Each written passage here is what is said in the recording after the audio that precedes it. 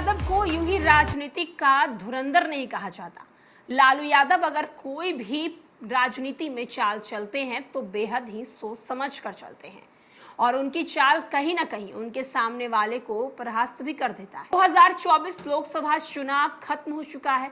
एक तरफ जहां 2024 लोकसभा चुनाव खत्म होने के बाद लगातार इन बातों को लेकर चर्चाएं हो रही हैं कि आखिरकार बीजेपी बिहार में 30 सीट पर कैसे आ गई। कल तक बीजेपी जो 2019 लोकसभा चुनाव में 39 सीट पर थी, वो 39 सीट से 30 सीट पर कैसे खिसक गई। खास करके कुशवाहा और वैश्य समाज को लेकर बीजेपी जो है वो कहीं ना कहीं पीछे रह गई। दरअसल राजद सुप्रीमो लालू प्रसाद यादव ने 2024 लोकसभा चुनाव के लिए एक स्ट्रेटजी प्लान की थी। उस स्ट्रेटजी के तहत कहीं ना कहीं बीजेपी को शिकस्त मिलता हुआ नजर आया और लालू यादव को बड़ी जीत हासिल होती हुई नजर आई। भाजपा के 400 पार का सपना टूटने के पीछे सबसे बड़ा कारण स्वयं उसका नारा था कि अब की बार 400 पार। एक तरफ जहां हम बात करें कि आरएसएस के प्रतिकूल बयान देकर जेपी नड्डा ने अपने बेड़ा गर्क कर दिया है, लेकिन बिहार की 40 में से 40 सीट जीतने के सपने के आड़े राज के कुशवाहा और वैश्य वोटर्स की नाराजगी भी जुड़ गई है। इसके नतीजे ये रहे हैं कि शहाबत में से बीजेपी पूरी तरीके से साफ हो गई है। जिन सीटों को जीतने की गारंटी आंख मूंद कर देती थी, उनके हाथ से निकल गई है। स्थानीय नेता और उम्मीदवार तो सदमे में हैं, 3-4 दिनों तक घर से बाहर तक नहीं निकले हैं। सुप्रीमो लालू यादव ने एक रणनीति के तहत कुशवाहा समुदाय पर निशाना साधा था। एनडीए के वोट बैंक में सेंधमारी की। महागठबंधन में कुशवाहा से 7 उम्मीदवार उतारे। इनमें से राजद ने औरंगाबाद से अभय कुशवाहा, नवादा में श्रवण कुशवाहा, उजियारपुर से आलोक मेहता, सीपीआई एमएलए से खगड़िया के संजय कुशवाहा, काराकाट से राजाराम कुशवाहा और मोतिहारी से वीआईपी ने राजेश कुशवाहा को खड़ा किया। कुशवाहा समाज से आने वाले उम्मीदवारों को महत्व देने के कारण एनडीए ने 5, खासकर भाजपा ने 4 और एक रालोमा उम्मीदवार को हार का सामना करना पड़ा।